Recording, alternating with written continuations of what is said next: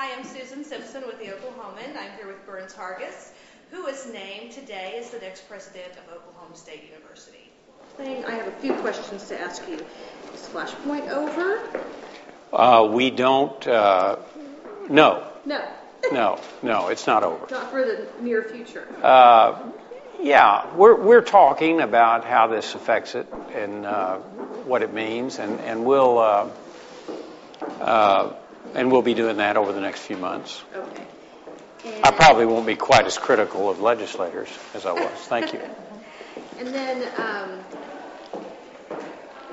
you're still employed with BOK? Yes, I am. Have you given resignation? No, I haven't. And in any event, I'll stay on the board of BOK.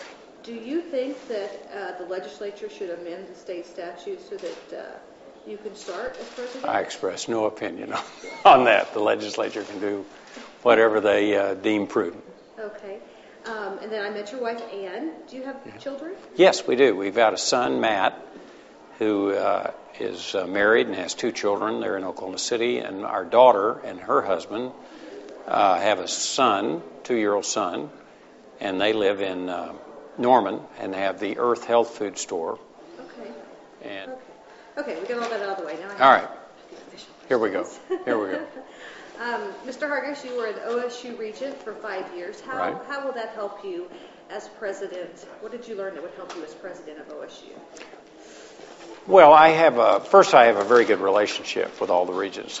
Most of whom served when I was on the board, but there are a couple who have come on since, and I've been friends with them for years.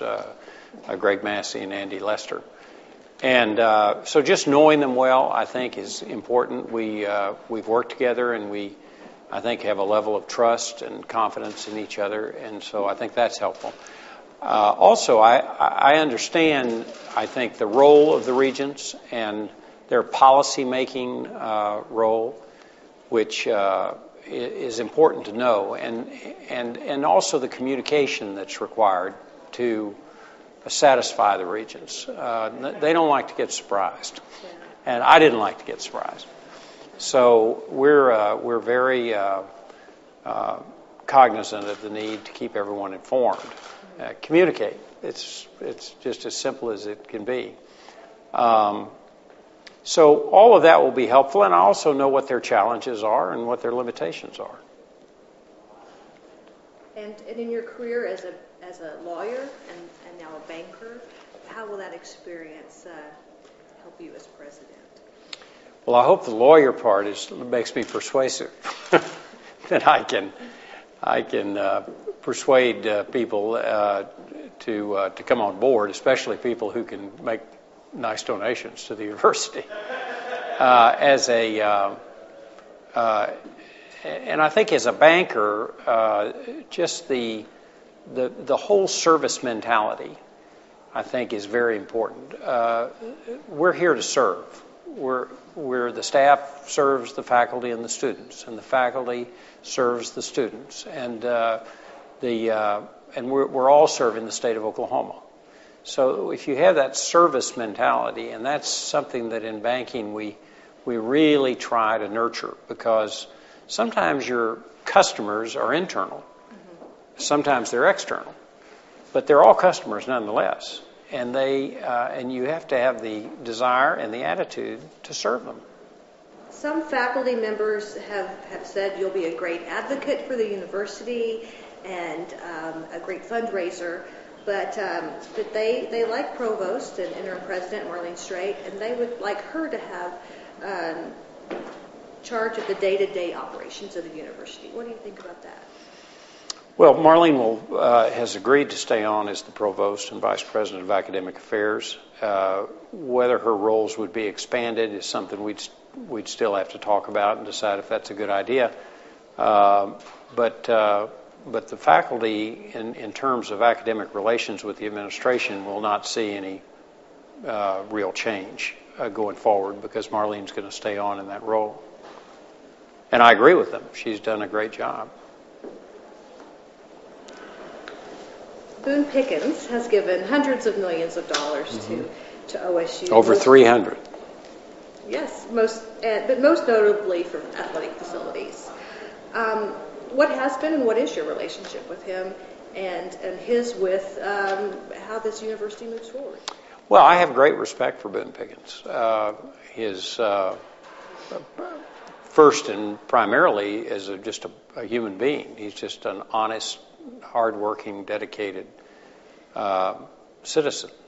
He's also been a very successful entrepreneur, and of course I am delighted that he has this enormous love for Oklahoma State University, and he has given a lot to athletics, but I think he'll give a lot more to other initiatives at this university if we are serious about really improving our university. People ask, he doesn't. I've never known him as a regent. I never knew him to micromanage anything. The idea that he's back there pulling all these levers is really silly. He's got a lot to do in his own right. But he wants what I want. He really wants the best for this university. And the difference is he's got the ability to fund a lot of it that I don't.